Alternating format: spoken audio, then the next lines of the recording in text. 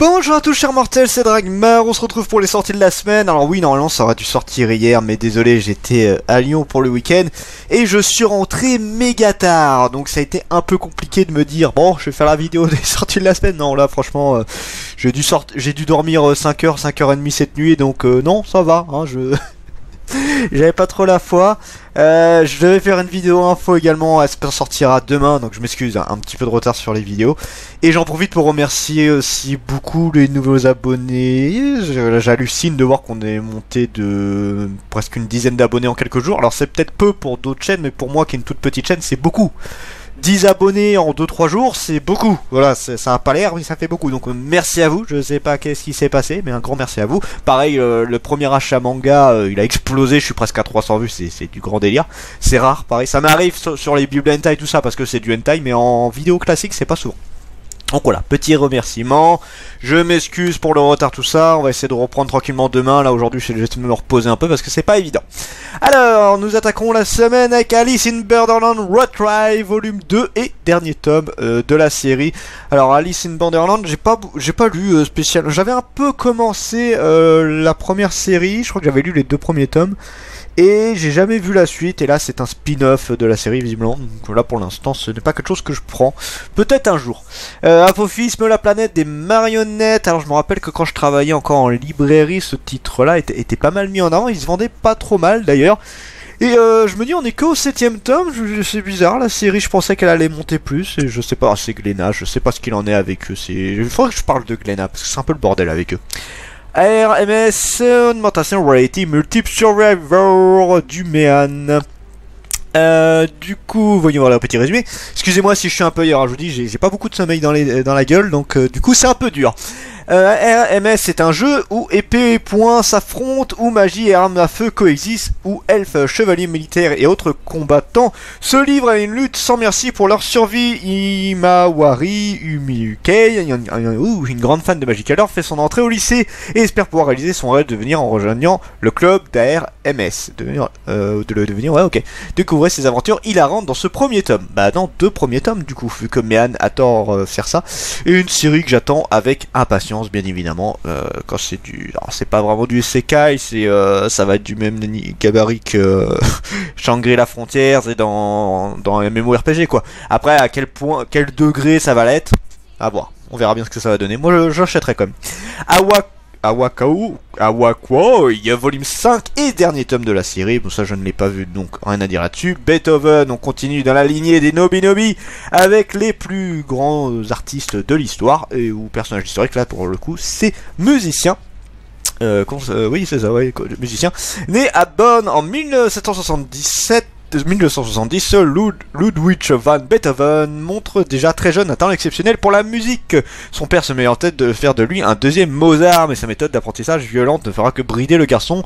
Heureusement, le jeune musicien rencontre bien d'autres professeurs capables de développer son talent. Malgré une santé fragile, Beethoven continue de créer même qu'atteint d'une surdité précoce, il en vient à ne plus du tout entendre la musique. C'est dans ce contexte qu'il compose la célèbre 9e symphonie, considérée comme l'une des plus grands chefs-d'œuvre de la musique classique. Alors je connais pas trop l'histoire de Beethoven, mais je suis pas un méga fan des versions Nomi-Domi vis-à-vis de ces personnages historiques, puisque souvent c'est qu'en un tome, et je trouve que pour des personnages comme ça, les développer en un tome c'est extrêmement pas faisable. Alors je sais qu'il résume extrêmement et qu'il met que les gros moments importants, mais j'aimerais bien limite des séries entières sur un personnage historique, ça pourrait être très intéressant. Ça a été fait hein, sur certains, mais et ça passe bien. Regarde, la reine, j'ai plus son nom, une des plus grandes reines d'Égypte, donc c'est pas Cléopâtre mais son autre, où on a toute une histoire sur elle. Moi j'avais trouvé super bien celui-là. Blue Period volume 7, j'ai pas encore commencé les Blue Period. Elio le Fugitive volume 5, pas lu également, et ça est passé assez inaperçu si je dis pas de bêtises. Fenrir volume 3, pas lu. Arena in Fantasy World Donjon volume 3, j'attends avec impatience, je sais pas si le manga est à jour dans les dates parce que Méan c'est un bordel monstrueux. Alors il n'y a pas que en ce moment, mais Méan en général sont vraiment catastrophiques d'un point de vue respect des dates, on va dire ça comme ça. Donc là pour l'instant ouais c'est pas ouf. Oremia volume 1 et 2, une série que j'attendais, je savais pas si elle allait arriver, donc c'était possible hein, parce que c'est pas la série qui pourrait poser problème à passer en France, et c'est le cas, du coup elle est passée. Et j'ai vu l'animé il y a très longtemps, je dis ça, il y a 1 ou 2 ans, j'avais vu l'animé et j'avais beaucoup aimé, donc là, voir le manga, c'est très cool. Tout semble opposer Kyoko Ori et Izumi Miyamura. Lorsqu'ils sont à l'école, Ori est une belle et populaire, tandis que Miyamura est sombre et distant. Pourtant, le destin ne semble pas l'entendre de cette oreille en ramenant innocemment chez lui le petit frère de Ori qui avait trébuché. Miyamura et Ori font chacun leur connaissance de l'autre eux, celui qui n'existe que en dehors de l'école. Que va-t-il résulter de cette rencontre fortuite? Et c'est une très bonne histoire que je vous conseille énormément. Là, il y a 2 tomes qui sortent et j'en suis ravi. C'est qui? C'est Nobinobi, toi. C'est étonnant. Je savais même pas que c'était Nobinobi et c'est étonnant que ce soit eux. Mais Nobinobi sort du lot ces derniers temps. C'est bien. Ils arrivent à sortir des séries un petit peu autres que ce qu'on a l'habitude d'eux et c'est très bien. Initial D, volume 44. Alors, Initial D, je suis pas du tout dedans. Une série qui continue encore et encore, et je sais pas quand est-ce qu'elle se finira. C'est une série qui est très longue, mine de rien, mais qui a toujours son public. Hein, et puis, on a toujours les fameux mêmes déjà vus, et plein d'autres trucs. Initial D, ça reste quand même toute une époque, et c'est toujours assez connu, mine de rien. Même si maintenant, je pense qu'il y a peu de gens qui seraient capables de dire de quoi ça parle à part de voitures. Ça reste quand même quelque chose d'assez important. Koifuru Colorful volume 7, pas lu du tout, donc ça je ne connais pas. L'Oasis et l'Or volume 5, ça m'intéresse, il faudrait que je me le prenne à l'occasion. J'étais vachement tenté par le premier tome et j'ai jamais acheté, mais c'est dommage, je le ferai à l'occasion. L'école emportée volume 4 édition originale, donc c'est une version qui a été refaite. Alors en général j'aime bien les premières versions, mais l'école emportée elle est toute petite, la version de base, et du coup je sais pas, je suis moins fan. Du coup je prendrai certainement cette édition là un de ces jours, mais c'est pas pour tout de suite. Le monstre d'Einstein, donc premier tome, terminé en 3 tomes d'ailleurs cette série là. Dans son petit village de pêcheurs perdus sur un côté désolé, Leroy rêve plus volontiers de ravir le cœur de Marie que de partir en mer avec son père, mais les filets remontent de plus en plus vides, ils font donc se risquer à sortir dans les eaux de plus en plus périlleuses pour les équipages et leurs embarcations. Après un incident qui le laisse plus mort que vif, Leroy est sauvé par un sorcier à la réputation sinistre. L'existence du garçon est bouleversée à jamais. Le voici projeté dans un périple qui pourrait aussi bien être une renaissance qu'une malédiction. Donc je sais pas si c'est tiré, là c'est le monstre d'Einstein, je sais pas, là, dans ma tête ça fait le monstre de Frankenstein. Donc à voir, je sais pas ce que ça va donner. Pourquoi pas, Casterman, c'est pas souvent que j'en vois 2. Les fées, le dragon et moi en chat, volume 3. Pas lu, c'est du Nomediobi. Le vieil homme et son chat, ça... je sais plus, non, c'est pas le manga que mon libraire m'a prêté, je sais plus du tout, j'ai pas le visuel, donc du coup c'est un peu compliqué à me dire. De toute façon, tous les trucs avec les chats, je regarde pas des masses en général. Légende vivante volume 3, alors oui, ça je continue. Alors c'est pas la série de l'année, c'est une série d'ailleurs que je dois vous présenter. Une série sympa, mais sans plus, mais j'aime bien, bon, il faut continuer à la lire quand même. Magical Task Force Asuka volume 13, je pensais pas que cette série irait aussi loin, je pensais réellement que cette série se terminerait en 6-7 tomes. C'est du Magical Girl assez basique, bon très bourrin mine de rien, mais je sais pas, j'étais pas méga fond dedans, donc ouais, on verra, j'essaierai de reprendre sûrement un de ces 4. Promesse en rose volume 5, ça j'ai pas lu. Reamp volume 2, pareil c'est une série que je dois vous parler.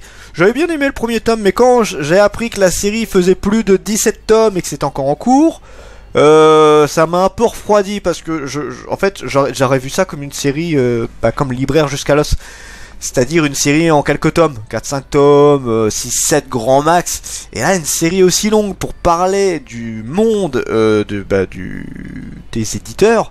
C'est chaud, il n'y a pas Kuman qui a fait ça avec voilà un petit peu l'univers mangaka, donc qui parlait un petit peu des éditeurs, etc. Mais là il y avait toute une histoire autour, là c'est vraiment, on suit une jeune fille qui est dans le métier. Alors oui il y a 2-3 histoires, mais c'est si compliqué, je sais pas, j'arrive pas à voir cette série en méga longue, mais bon, si elle y est, on verra bien. J'achèterai certainement les prochains tomes. Est-ce que je vais aller jusqu'à 17 tomes? C'est pas dit, je suis pas sûr. Sayonara, Monsieur Désespoir, volume 2, j'aimerais bien les commencer celle-là à l'occasion, surtout que son autre série, alors j'ai perdu, c'est qu'il y a quelque chose, il faut que je la reprenne, une série de Vega que j'adore énormément. Et mais là j'ai du retard, comme tant d'autres séries. Sido volume 11, j'ai pas lu. Skid Dance volume 30, ça j'ai pas lu non plus. Spirit Seeker volume 11, j'aimerais bien la reprendre celle-là, rien. J'aimerais beaucoup reprendre cette série. à l'occasion, parce que ça me tente beaucoup. The Most Notorious Talker. Ah oui, ok, oui, je vois c'est quel manga. Oui, alors oui, je le veux. Je le veux, celui-là, The Most Notorious Talker volume 2. J'attends la série. J'avais bien aimé, oui, attends, j'ai un doute là. J'ai un gros doute, mais oui, normalement, oui, c'est ça. Oui, oui, donc j'ai bien vu la série, et je veux le volume 2 du coup. Qui était très sympa. Tokyo Revenger volume 16. Donc ça, je suis plus à jour du tout. J'ai un gros retard sur cette série. J'aimerais bien la reprendre à l'occasion. Toute Forbidden Scrollery volume 1 et 2. Alors, à savoir que c'est tiré du jeu vidéo, mais après, comment ça va se passer? Parce que le jeu est un vrai bordel. Et est-ce qu'ils vont prendre du début? Est-ce qu'ils vont prendre un certain passage? Je sais pas comment ça va se passer. Et petite remarque, le manga est déjà dans des librairies. J'hallucine encore de voir ça. Donc, je le rappelle, s'il y a des dates de sortie, c'est pas pour rien. Donc en admettant que là nos tigeons soient à jour, on va dire que oui. Mais bon, j'ai déjà vu régulièrement de toute façon des librairies le faire. S'il y a une date de sortie, c'est pas pour rien. Arrêtez de le sortir presque une semaine avant, ou même quelques jours avant.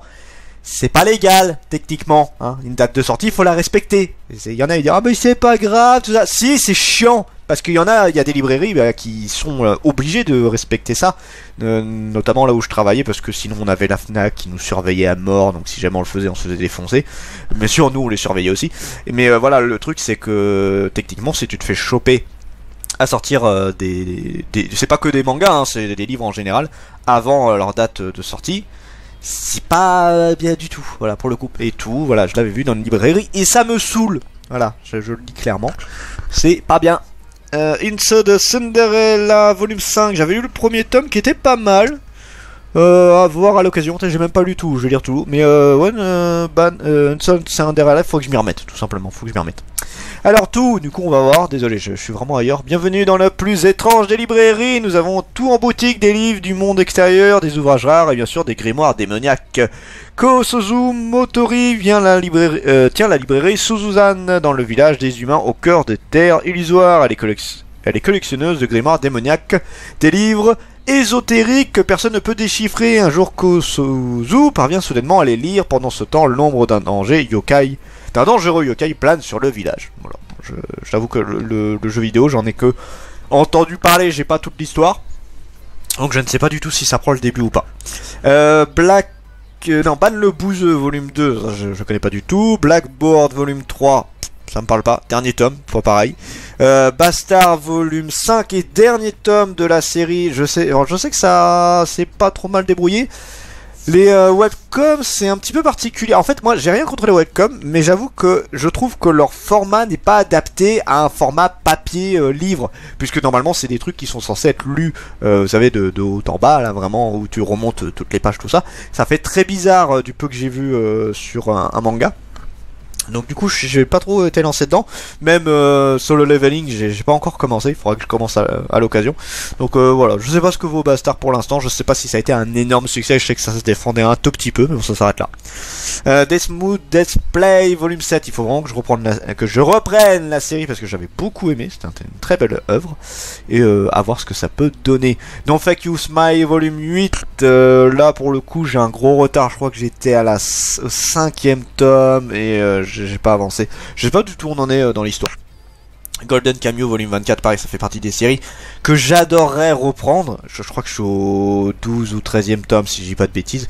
Une série qui était juste magistrale et que je vous conseille énormément.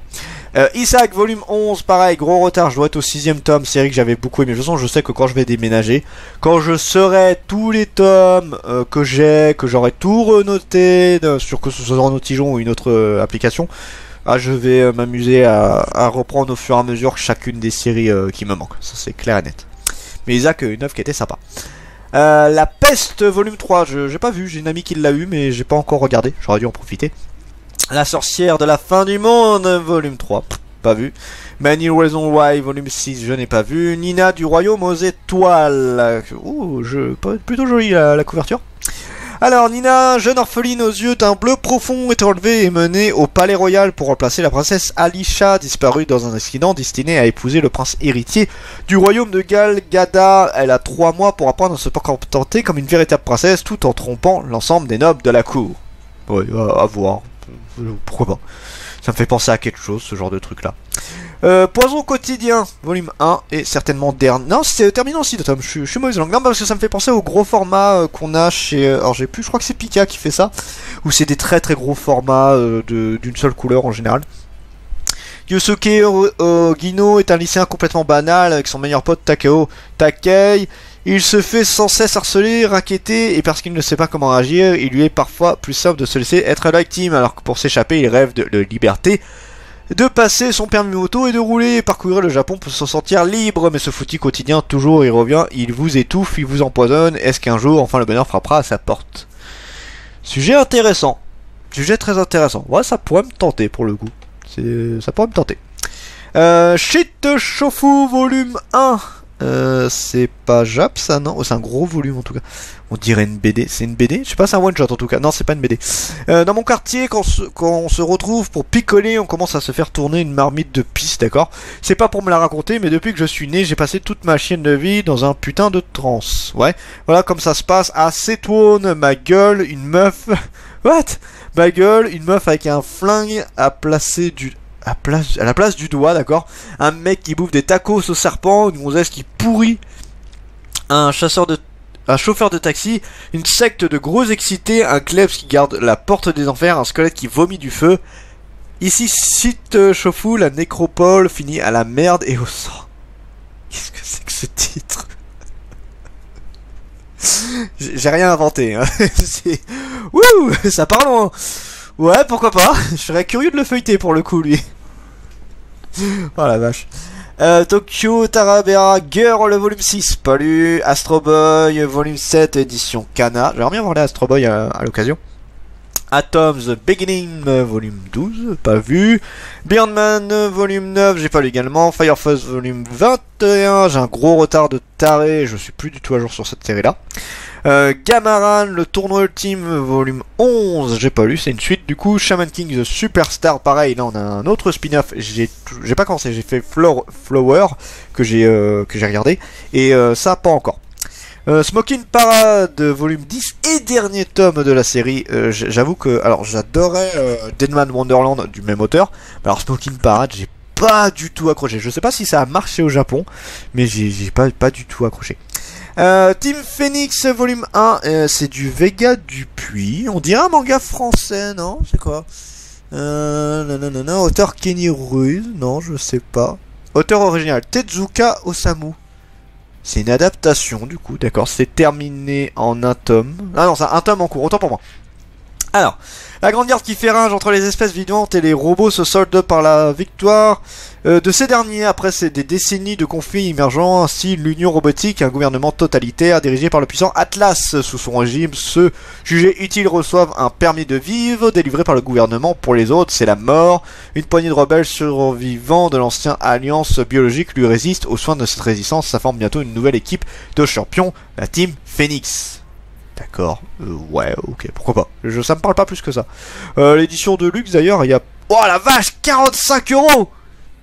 Oh on a quoi avec 45 balles là Alors c'est la même gueule. Et c'est pas dit. 45 balles, ouais. Craquage total du prix, 45 € juste pour une édition de luxe. Pour une édition collector, le prix est abusé. Je ne sais pas ce qu'il y aura dans le collector, mais ça a intérêt à être bien du coup. Mais je vais pas acheter cette édition pour 45 €, je prendrai la normale. Bah ouais, totalement. Et c'est dommage parce que c'est pas précisé qu'est-ce qu'il y a dedans. 45 €, j'ai rarement vu des éditions... Ouais, c'est une édition de luxe.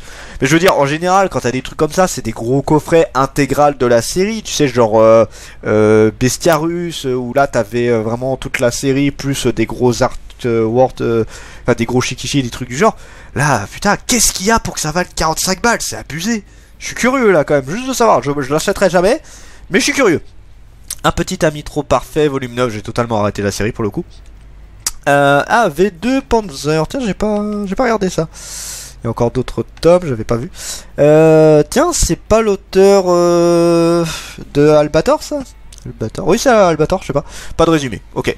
Bah je sais pas du coup, je sais pas du tout ce que c'est. Nous avons 3000...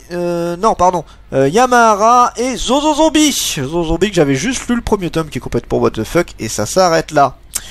Donc voilà. c'est tout ce qu'il y avait pour cette semaine, ce qui est pas mal, mine de rien, beaucoup de choses à regarder. C'était Dragmar, et je vous dis à la prochaine, chers mortels.